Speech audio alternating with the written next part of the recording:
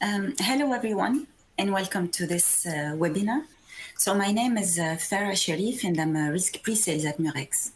For those unfamiliar with Murex, we are the leading provider of trading and risk management software for capital markets. In this webinar, we aim to discuss the level of XVA adoption. Large banks have been running XVA desk for several years, and we are observing a growing amount of regional, local banks moving to a more sophisticated XVA framework in setting up XVA desk function. So we'll discuss these trends. And of course, we talk about the actual topic, so the current outbreak of COVID-19 and the impacts on XVA business. But first, let's have a closer look at the title. During this crisis, traders have faced liquidity issue in the credit market, wrong way risk effects, which are symptoms of the classical crisis of the likes of the one in 2008. This is what we refer to as back to basics in our title. Relative to previous crises, however, there are regulatory changes that have been set in place to ensure a more resilient financial system, clearing, initial margin, capital requirements, etc. In addition, advances in cloud computing and IT infrastructure have changed the playing fields of financial markets. So all these aspects differentiate this crisis from the previous one, suggesting we have maybe entered a brave new world. And finally, I am very pleased to be joined by an XVA practitioner, so Daryl Mackler from CBA, Commonwealth Bank of Australia. We're excited that he will share his experience on this topic with us. Daryl is an executive director within CBA's Quant Data, Analytics and Technology function. He leads a team of quants that support pricing capital value adjustments, so PCVA desk, a centralized XVA and capital function within the markets division. So hi, Daryl. Hi, Farah. Thank you. And it's a pleasure to join you and the audience today. I'm looking forward to what I hope will be an interesting and informative session, reflecting on XVA in what has undoubtedly been an extraordinary period of economic disruption. So thank you again. Okay, thank you, Daryl. Maybe before we get started on the format of this webinar, so the presentation will take approximately 20 minutes before moving on to the discussion with Daryl. Sometimes for Q&A, so to submit the questions, please use the Q&A panel at the bottom of the screen. Okay. The day-to-day operation of trader has evolved. For better decision-making, a trader needs to pay attention to the cost associated to the counterparty risk, means type of the client and region, if it's a bank, corporate, what's the underlying credit, the implication for a bank's funding strategy, so the cost of collateral, margining, hedging, and the implication of netting, portfolio effect, capital. So to get the right price, a whole factory in charge of measuring credit worthiness, funding, margining, capital optimization is set in motion. These XVA valuation adjustments reflect the total cost of trading activity. These XVA are factored into the price and potentially in the accounting outputs. The role of XVA desk is to quantify these metrics, manage them, and this is centralized as traders are acting in the interest of the clients and the sales team, but also the interest of the shareholders with as little capital as possible. So this is the agenda of today. I mean, as I said, the cost of trading have been always present for years, and financial practitioners are paying much more attention to these components. So we'll discuss these trends and the drivers, and if this pandemic is also a catalyst for this trend. In this context, we have been developing tools that help XVA desk with capabilities around pricing, what-if analysis, and hedging. So I'll present a short demo on this. And Daryl will share with us his observation and experience as part of a team involved in setting up an XVA desk. So where does XVA stand today? In Murex, we are fortunate to have a very diverse client base.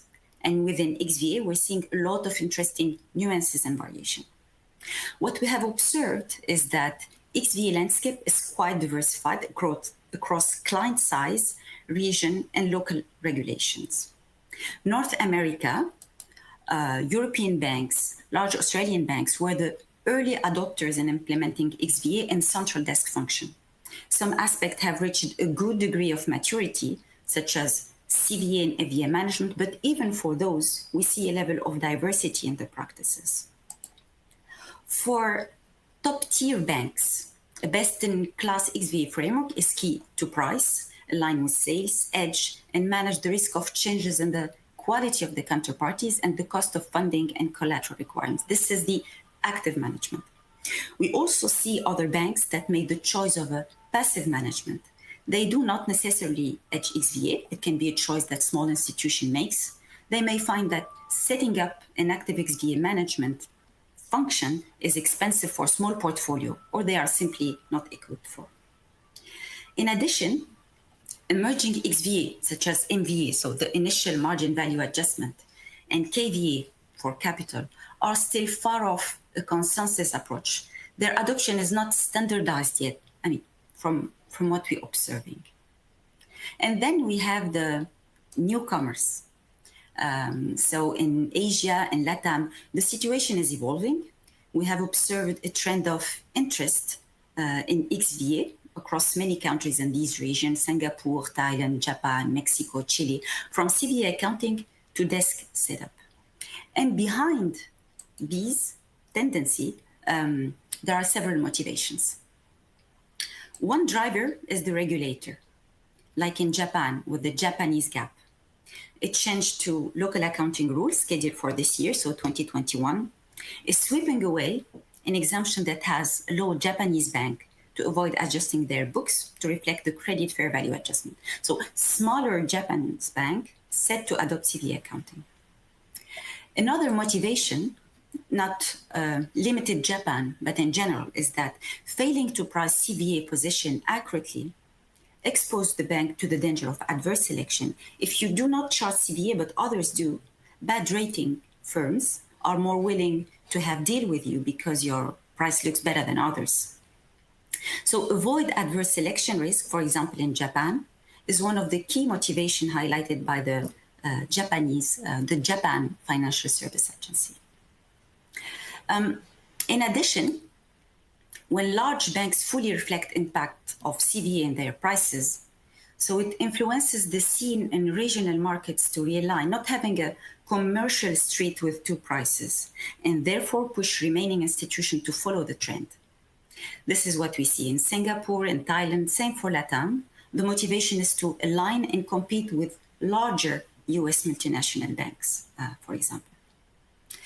But edging CVA risk is not always obvious. It's worth to mention a known challenge in the emerging countries in this context is the lack of liquidity of credit spreads for some counterparties.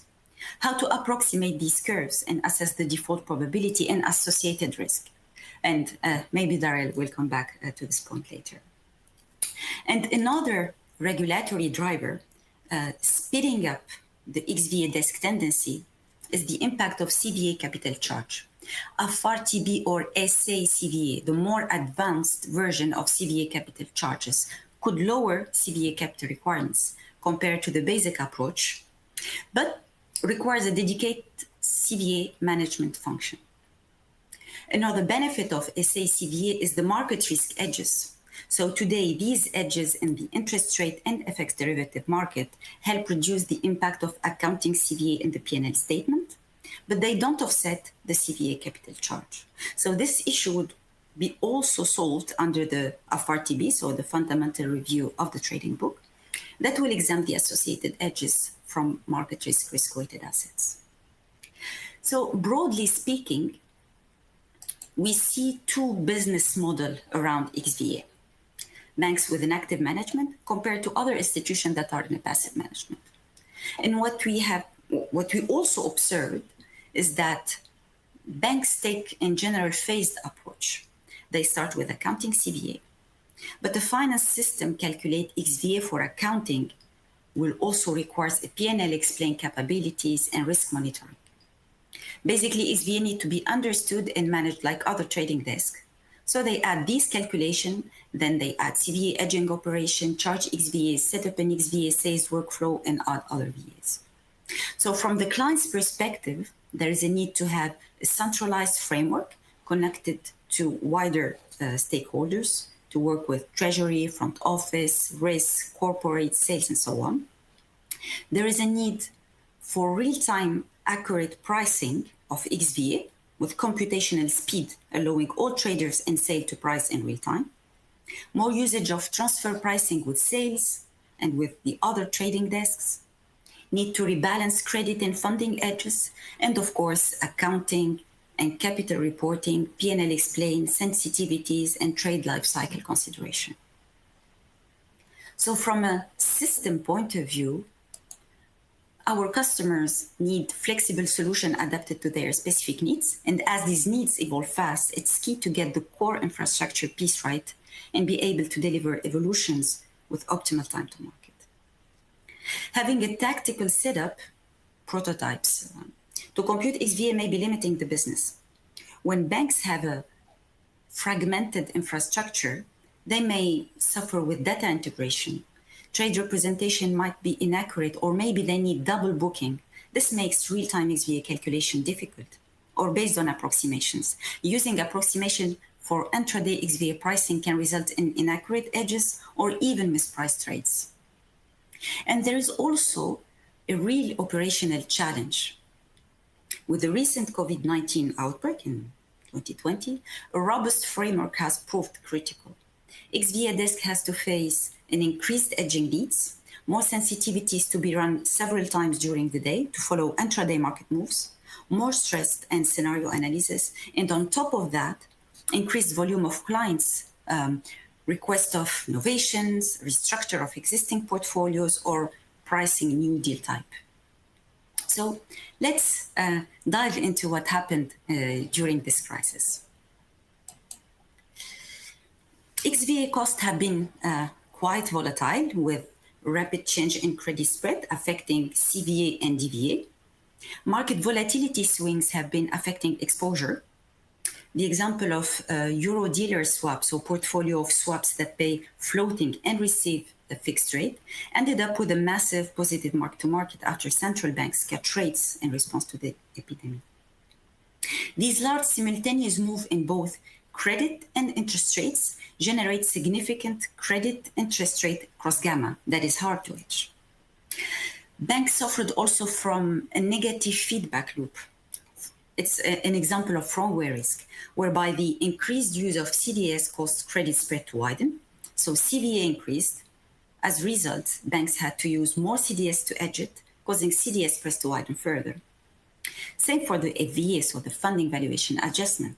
As credit spread increased, the cost of the bank to borrow in the market increases as counterparties see the bank as riskier. And same for this swap that pay floating and receive fixed rate with uncollateralized counterparties. Dealers ended with large uncollateralized exposure, then hedged the exposure at clearinghouse. They had large FVA charges. And we can observe the volatility index peak in this graph. Market volatility impacted exposure in general, all XVA, including KVA. So, of course, the impact of all of this had both beneficial and harmful consequences, depending on the banks, portfolios, and position. And probably Daryl will comment on this later. So this is the impact on the market. Now, let's look on the impact on XVA user, how they responded. So these rapid change have therefore impacted hedging in terms of frequency and strategy. From the frequency side, the speed of the market moves forced traders to monitor and adjust the edges more frequently during the day. From a strategic side, traders had to rethink the credit edges strategy during these months. Credit CVA charge can be mitigated using credit derivatives, but with the increased in demand of CDA instrument and lack of liquidity, CDS spreads widened. So some banks moved to using index to hedge credit exposure. Here, the capacity to introduce new products and change workflows in an agile way was needed. We talked also about the cross-gamma effect and wrong-way risk. So trader had to pay extra attention to cross-gamma, so cross-risk exposure and default probability. And for wrong-way risk, so all asset class went through stress at the same time with extreme price moves in oil, equity, rates, and credit markets. Another example of wrong-way risk are banks that had entered a series of interest rate swaps and foreign exchange derivative with oil companies. When the oil prices crashed, the credit spread of the oil company blew out, and same for CBA. So here, a better management of wrong-way risk can be done via models or by stress tests or scenario analysis. The capacity to compute risk matrices allow user anticipating how all the simultaneous market movements are affecting sensitivities and risk factors.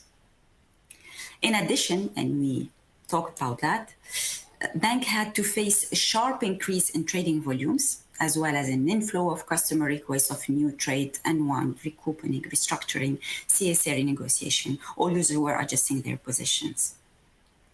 And which brings us again to the operational challenge that XVA desk faced during the turmoil.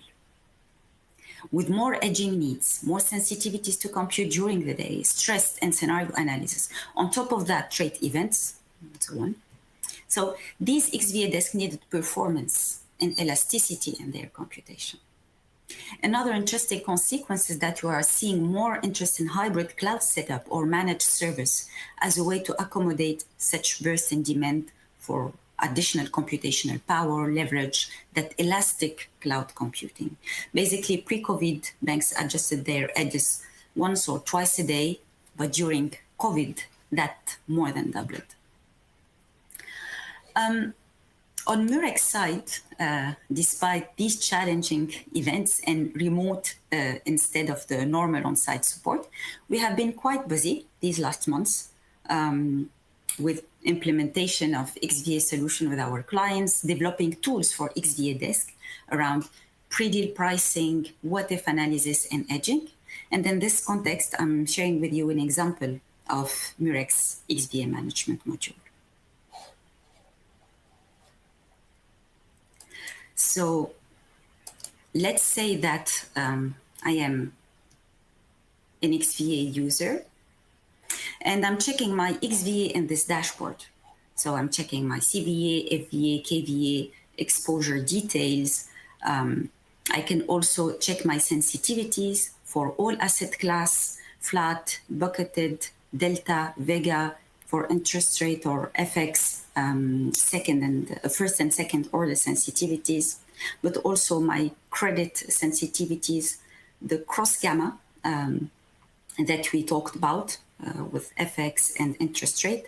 And I can also check my P&L explain to see the variation between yesterday and today and the impact of market data. While I'm checking these results, I receive a pop-up from sales asking for a quote. I open this request for quote. So it's a 10-year USD LIBOR interest rate swap with a corporate. Maybe with the market moves, credit spread increase, sales would like to get assistance for this pricing. So I load the position into a dedicated XVA pricing environment. And from here, I view the key risk factors affecting my XVA, in particular counterparty credit spread, my own credit spread, as well as the current funding spread, the collateral agreement, and the KVA details. All XVA outputs are available here, as well as the expected exposure profile of the entire portfolio before and after, including the request for quote. We can also access to additional details. So these are the incremental results, incremental XVA in pre-trade mode. So let's say now to follow credit spread moves, I can modify credit spread or the rating, for example, for the KVA, and measure the impact of the changes in the total XVA. This fee will be charged for this transaction. Of course, I can do the same exercise for the funding curve and affect in particular FVA. Or let's say the counterparties would like to revisit the CSA. The collateral set is loaded and I can change the threshold amount and see the impacts of XVA fee. We reduce the CVA, but also the capital requirement for this trade. And again, this fee will stay attached to the request for quote. And the XVA trader, in that case, can send it back to the sales. In this demo, we see that XVA solution is integrated into the trading solution, providing a single tool for trader and sales to price on the fly, perform what-if analysis, change the data, interact together, book, risk manage OTC derivative with the proper XVA adjustment and good performance. In addition, we are also including pre-deal sensitivities to the screen. So combined with these what-if capabilities, this will help XVA trader to assess the cost of hedging before booking the trades. So this is for the demo, and I hope you enjoyed it. Now, after this short demo, let's move to the second part of this webinar with Daryl. So again, we are very excited to have an XVA practitioner among us to share his observation. So hi, Daryl again. And let's start off with the first question. Maybe before talking about the COVID crisis and its impact on your business, let's first lay down the playing fields. My first question is about XVA mandate and the challenges in setting up an XVA desk. If you can share with the audience your experience in setting up an XVA desk. Yeah, sure, absolutely. There are a few parts to that question, so I think I'll answer them sequentially in terms of starting with the organizational setup and mandate. We are a centralized utility function, and we operate under a hard transfer pricing regime. Our mandate is primarily one of minimizing P&L volatility, but that said, under the current regulatory regime, that has to be balanced against capital on market risk hedges. In terms of being a centralized function, some of the factors that influenced that choice for us back in 2015 were our desire for a more complete view of incremental pricing, particularly around FVA, the changing regulatory capital landscape as it was back then, particularly around CVA capital, and also the consideration relating to initial margin and, again, as it was then, a pending possible future MVA. On the topic of moving from a tactical arrangement to an integrated platform, that journey really began around 10 years ago. And back then we had a patchwork of tactical solutions, which is probably not uncommon with other institutions. But with the proliferation and increasing focus on XVAs and a desire to upgrade our collateral and credit limit management systems, we started to think about our longer term solution, and a wholly integrated platform seemed then the most appropriate choice for us. This also resonated with a number of the themes that led us to our centralized function choice. But also a key deliverable of the strategy around the long-term solution was the provision of 24/7 pricing capability. And that was aimed at giving control back to the users, primarily the sales staff, and eliminating the need for vanilla pricing to have to funnel through the XVA desk. In doing so, the intention was to enable the XVA desk to be able to focus on assisting with more complex transactions and ultimately managing the risk of the book. Turning to the implications of XVA for other departments, it's probably worth flagging that our journey, as I mentioned before, an experience of setting up the desk began around 10 years ago. So it might be a little bit different to organizations that would be considering setting up an XVA desk today. But prior to the widespread adoption of XVA, there was certainly an understandable concern from sales around hard transfer pricing. It was seen as amounting to a cost to their business. The impact this cost would have indeed on the competitiveness of their business and the potential loss of business. In the end, this led to a rethinking of budgets and KPIs, it turned out. our risk and finance colleagues, there was a need for monitoring a new suite of limits and an associated oversight thereof. And in terms of other departments, there was probably, well, this was maybe less anticipated, but the desk ended up having a much closer collaboration with the documentation area around ISDA's collateral agreements. Thinking for a bit about the benefits and the challenges, I'd probably start with the challenges since they were encountered first. It's quite common to see this represented pictorially as a triangle of data, systems, and politics. But if we think beyond the technical and engineering challenges, the business had to undergo a degree of structural change that really led to a new paradigm, in essence. And to assist with that, there was an education needed, particularly around hard transfer pricing. And as mentioned before, budgets and KPIs needed to be adapted to.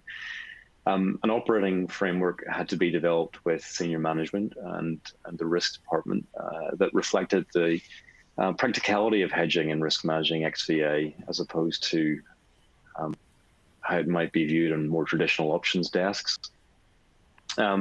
Work was also needed to shift the perception over time of the XVA desk to one of being a valuable partner in transactions and undergoing a change in terms of understanding that whilst the XVA desk represents the largest risk of the markets business, it may not be possible to manage that risk as finely as other desks are able to. And finally, it's also worth mentioning that model validation and internal sign-off shouldn't be overlooked, particularly for those who are thinking about setting up a desk today. On the benefits side, in the beginning, it certainly was very helpful to avoid desirable trades being offloaded to us by more sophisticated entities in the marketplace. But ongoing, it certainly brings a discipline and a transparency around the components of pricing. Particularly the independence that comes from being a utility function rather than a profit center. And of course, it helps facilitate active management of the risk of the book.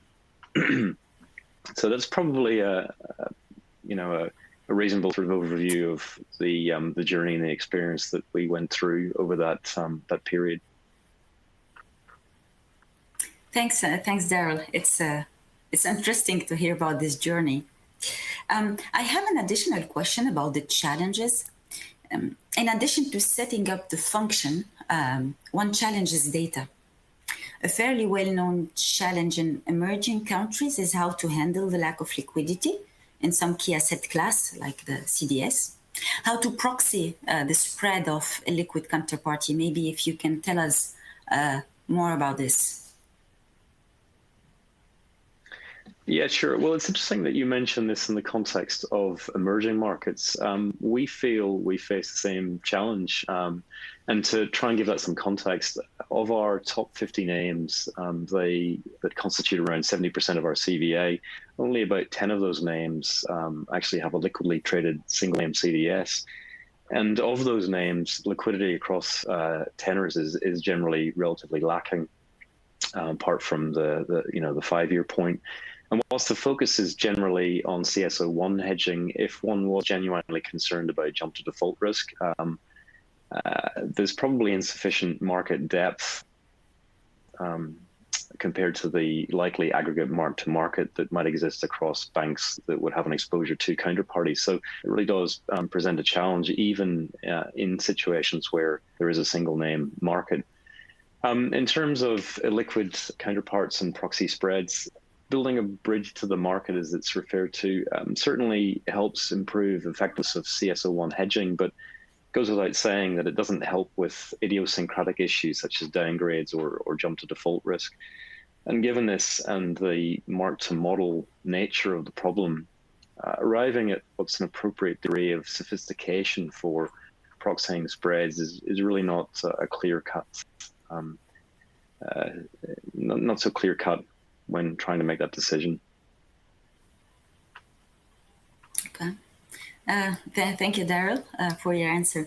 Maybe related to credit edge strategy for illiquid counterparties and to more recent events now. has the volatility experienced during the pandemic changed any aspect of your approach to manage XVA? I mean, broadly, how your operational framework responded during this pandemic? Yeah, to answer that, it's maybe worth thinking about it across the following aspects, three aspects. The first one would be our ability to appropriately price for risk. Then we might want to think about the efficacy of our hedges, and then suitability of our risk management framework. And thinking about it across those particular aspects, there's nothing really that stands out as needing a wholesale change. In summary, I think we'd probably be inclined to give ourselves, in a self-assessment scorecard term, an 8 out of 10. It's interesting as well, our experience seems broadly consistent with the results of a Solum survey involving 37 international banks that examined a range of topics related to just what you were asking, management of XVA during the pandemic and the associated volatility. I thought actually it might be worth sharing some of the themes that came out of that survey that we found particularly interesting. When asked about their approach to calculating and managing XVA, more than 50% of the participants said they didn't plan to change this. And for those that did suggest they would make some changes, it seemed to be mostly around considering more single name credit hedging where it's applicable. In terms of illiquid counterparts, more than 80% of the participants suggested they didn't plan to change their index hedging approach, but acknowledged the obvious associated issues, idiosyncratic issues, should I say. Thinking about the cost of funds, more than 70% of the participants said they didn't plan to change their approach to how they calculated or hedged their cost of funds, although interestingly, 40% of the respondents said that they didn't actually hedge cost of funds in FVA risk. When asked what gave rise to the most volatility during the pandemic after hedging, 60% of participants cited cross gammas, and that's certainly something that we feel as well. I was particularly interested in the responses around the efficacy of hedges. More than half of the participants said they felt that between 50 to 75% of XVA volatility was hedgeable. And most interestingly, 25% of the participants suggested that in excess of 75% of XVA volatility was hedgeable. And I find that particularly interesting given junk to default risk and the issues around hedging funding spreads. Finally, with respect to desk mandates, 65% of the participants saw no change following COVID-related volatility. So that was particularly interesting as well. So hopefully that gives you a little sense of how we, and it would appear others, seem to feel about the recent period of volatility in the context of our operational framework. Yeah, thank you for that. It's really interesting. Maybe here, if you could list the major bottlenecks and limitation you faced also on your side during this period. Yeah, well, despite saying we didn't intend to have any wholesale changes and giving ourselves 8 out of 10, there certainly were some areas that could be refined. And it's interesting, given what you presented earlier, because we feel that having had a richer set of what-if capabilities would have certainly helped streamline conversations with clients that were exploring restructuring ideas. Having the ability to generate pre-deal sensitivities when taking on larger exposures would have been particularly helpful. And having additional basis risk sensitivities would have assisted with finer risk management. And while these are all to a degree things that are within our control, one added complication that isn't in our control is the trade-off that we experience between managing P&L volatility and capital costs incurred on market risk hedges, which I touched on briefly before. This, of course, is really a manifestation of our existing regulatory regime. that creates what is really a disincentive to reduce real economic risk at times. But it's an issue that other jurisdictions don't face, such as the US. And aside from an unlevel playing field, it really creates an added layer of complexity and friction. Had FRTB and SACVA been further advanced, it may have helped this, but short of rerunning or running a retrospective analysis, it'll be hard to unequivocally know the answer to that question, but certainly worth thinking about. So that's probably, a sense of what we saw as the major bottlenecks and limitations. Thanks for sharing. It's great to see that these are the challenging that are driving also our roadmap, as you have seen on the demo earlier. We're also convinced that these what-if tools are going to be crucial in the future. More general question. So COVID put the spotlight on pandemics and showed how they can affect the global economy. How are banks preparing for future pandemics? I mean, what are the takeaways from this COVID turmoil? Well, I'll certainly leave foreshadowing future financial crises to others, but reflecting on the events from this pandemic, because it could be similar to future pandemics, market turbulence provided, the market turbulence that we observed provided an opportunity to see how certain asset classes and cross-market relationships behaved in a time of stress. The relationships that we have traditionally relied upon, we did see to generally hold up, but interestingly, we are possibly more concerned now than ever that this may not be the case going forward. It also heightened the practical difficulty, should I say, of hedging. In particular, the volatility observed in funding spreads really reinforced its significance, its difficulty to hedge, and the impact of associated cross gammas. And ultimately, it emphasized a need for us to move to more frequent marking of our funding spreads, which was, again, curiously, that's something that was a theme that came out of the Solem survey as well. On a similar frequency theme, I would say to ensure appropriate incremental pricing on more volatile days, we certainly need to consider intraday portfolio updates, which I know is something that is possible, but it's not necessarily something that's used in earnest very frequently. So yeah, I think that's probably a bit of a snapshot there of what we would have taken away from the COVID period. Yeah, I think, I agree with you. I would add maybe, we talked about all these operational challenges that XVA desk faced during this turmoil, and with more frequent edges. This implies more calculation during the day to follow markets more. So I would say from a system perspective, I think there is an acceleration also for cloud adoption, either with cloud setup, as I said, or managed service as a way to accommodate additional computational needs and leverage the elastic cloud computing. So basically having the right also infrastructure is an important aspect to take into account to ensure computational growth. I would say it's one of the takeaways on our side. Absolutely. So I think we still have a few minutes.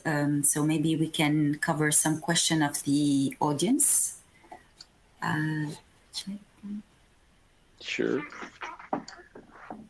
Maybe we'll start by the first question. Had FRTB or SACVA been adopted in the capital standards prior to COVID, would it have been beneficial? So I'll leave this one for you, Daryl. Sure, that's an interesting question, given we touched on it before. Well, the devil's in the detail, as they say, and in this case, the details will be the final implementation from the BIS and indeed your local regulator. And in fact, whether your local regulator chooses to adopt SACVA or apply some overlays to it. But that said, I think at face value, the ability to hedge accounting P&L risk without incurring capital costs would be a very welcome relief, and one that would really assist in the process of hedging our risk. Yeah, it's an interesting one. I'll select a more general question. So, what developments do you see coming in the XVA space? Wow, that's quite an open question. I guess maybe the adoption of some of the developments in the machine learning space that seems to have gathered pace in quantitative finance or in the quantitative finance community in the last few years.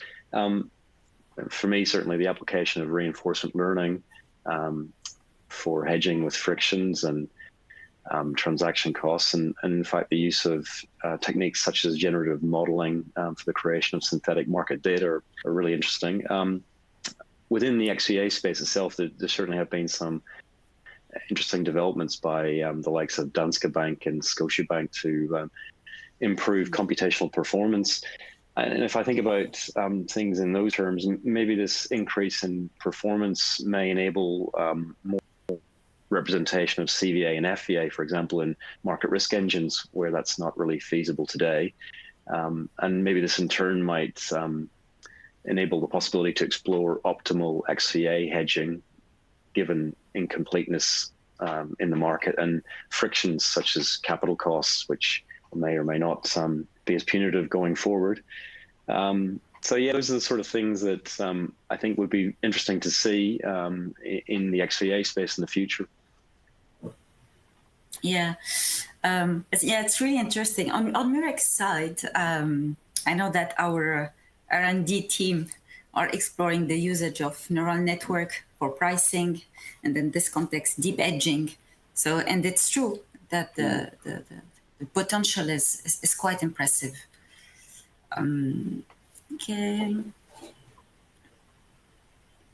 Also, there is another interesting question. So, what XVA impacts does the hybrid produce? Maybe I'll take this one, Daryl, and I'll let you comment. So I think library transition is another major event. It's not related to COVID here, but I think it's an interesting question, and we can answer it from different angles. I'll answer to this one from system perspective. I think there are specificities related to XVA that are worth mentioning. XVA compared to the front office, okay, all know that, calculate current and forward market value at portfolio level or counterparty level. So this implies a model for diffusion and evaluation of forward market value of each trade at each horizon points. If we take the example of a long-dated trades, let's say 30-year swap, the compounded indices are computed on a daily compound formula in the payoff. So this will include the performance cost here and requires clever approximation. Another specificities for XVA is deal edging. I mean, the delivery methods that can significantly alter credit exposure profile compared to front office pricing. If I take the example of a European swaption, for example, before exercise, the pricing method of the swaption on OIS is the same as a swaption on IBOR rate with the same date and start and end dates. After exercise, for the scenarios where the exercise took place, the product turns into an OIS swap. So these are illustrative examples, and there are probably others. And you can see that there is a need to introduce new products, adapt the workflow and the payoffs, and ensure that there are no regression on performance, either batch or real time. And maybe it's still a young market. There may be changes, corrections. There is no standard convention yet. but this will evolve and be more and more mature. And I think here the ability to deliver evolution with good time to market, be able to test, assess performance, will be needed for sure. So that was a more the answer from system perspective. I don't know, Daryl, if you have any additional thoughts on this. Yeah, I guess rather than maybe focusing on the demise of LIBOR per se, if I think about from the XVA perspective, the move from OIS indices to alternative reference rates, risk-free reference rates. I'm thinking about that in the context of XVA. Well, the staggered timing of those moves across different currencies, clearinghouses, and repapering of CSAs as well, that certainly will help allow for a less frenetic transition, but it has the potential to give rise to temporary inconsistencies in XVA modeling. And in particular, I'm thinking if, for example, one's FVA is computed using a single reference funding currency and an associated reference rate. But beyond the modeling, since really the impact's probably fairly small, but at a practical level, whilst the change in FVA is likely to be modest, that is mostly going to be offset by corresponding change in discounted valuations.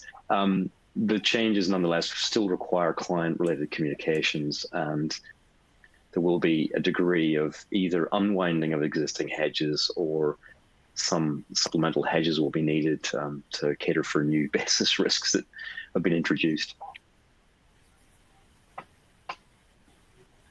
Yeah, thanks. That's really, it's really interesting one.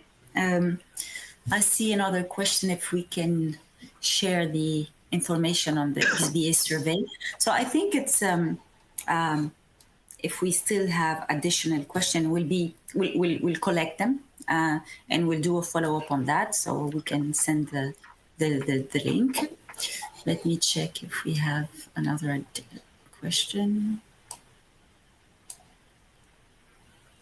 I know the version of Murex, so we'll come back also to this later.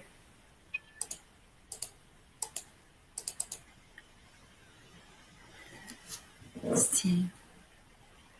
It seems that every time a crisis hits the market, banks are hit by wrong-way risk issues and jumps and cross gammas. Are you seeing any progress being made on dealing with these issues, or are we cursed to live through the same issues time again?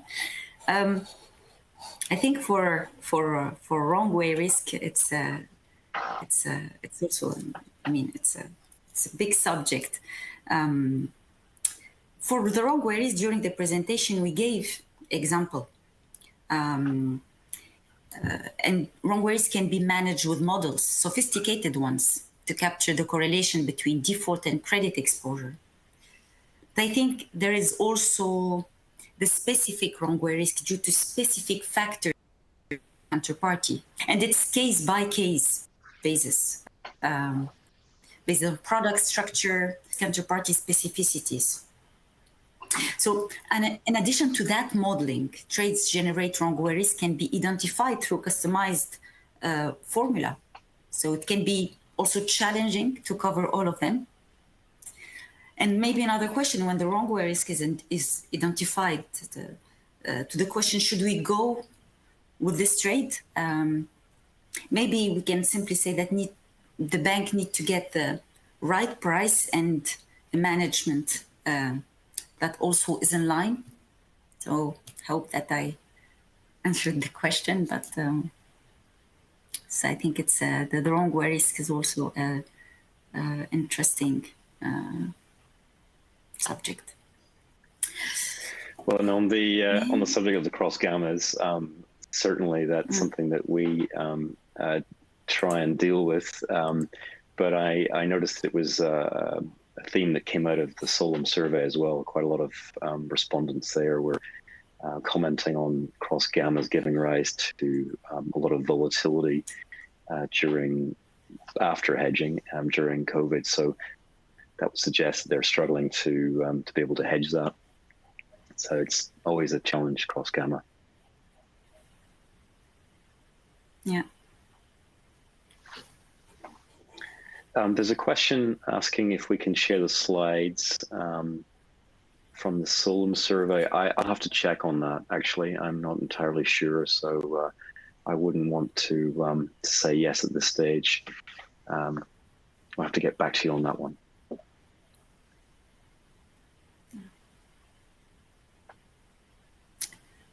Okay.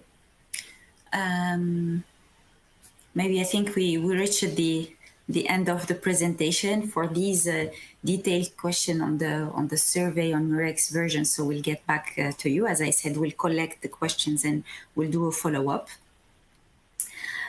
So I hope you enjoyed this presentation. So on behalf of Taril and Murex team, thank you for your time today, and have a nice day or evening in Sydney.